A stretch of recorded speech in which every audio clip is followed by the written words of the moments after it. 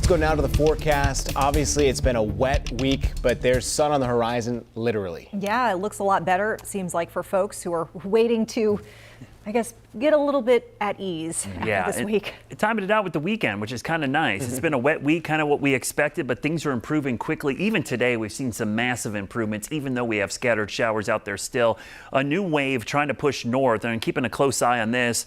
Charlotte Knights game tonight, probably going to get wet at some point here. I think it's going to start on time, but we got a little band from Weddington to Waxhaw, Mineral Springs, back through parts of the Panhandle of Lancaster County into southeastern York and northwestern Chester County. This is moving north. Haven't seen any cloud to ground lightning yet with this, so it is just some heavy rain right now, but it's moving north towards the 485 outer loop as you go to the south side of town. There's another little band which is just behind it, and you kind of get the movement. These are moving off to maybe the northeast at around 25, maybe 30 miles per hour, all pivoting around the big low pressure system, which has been over us all week. Now it's finally beginning to weaken and move out. The flood watch has been canceled for most of our counties, except for our southeastern counties heading towards central North Carolina. That's because we expect to see some heavier rain bands set up there tonight and into the evening hours as the low pressure moves off to the east.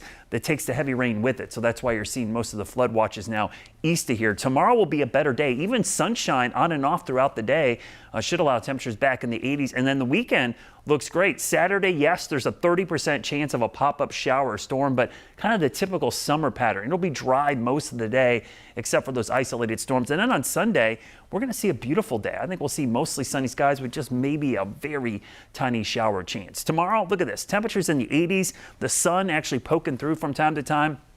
Well, the overall chance, about 50%, but hour to hour, probably more 30 to 40%. There's the risk for flash flooding tonight. Tomorrow, look at that. It begins to shift east, and by the weekend, we're completely out of the flash flood threat here in the Carolinas. The ground's going to be saturated, so even isolated showers and storms bear watching tonight and tomorrow because they could cause additional flooding. But here we are. This time tomorrow might actually have the sun out at times. As we go into the evening, it clears out. Some fog forms Saturday morning. Saturday afternoon, yeah, you could see an isolated shower or storm. Not a big deal, but we'll keep an eye on that for Charlotte FC's home match.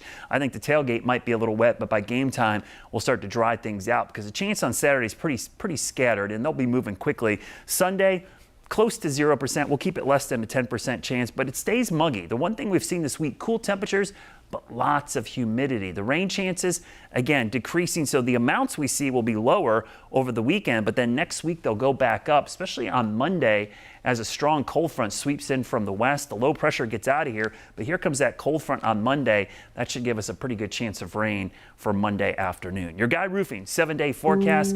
Better weather ahead and just in time for the weekend. Next week we will see temperatures a little bit cooler behind that cold front, which arrives on Monday.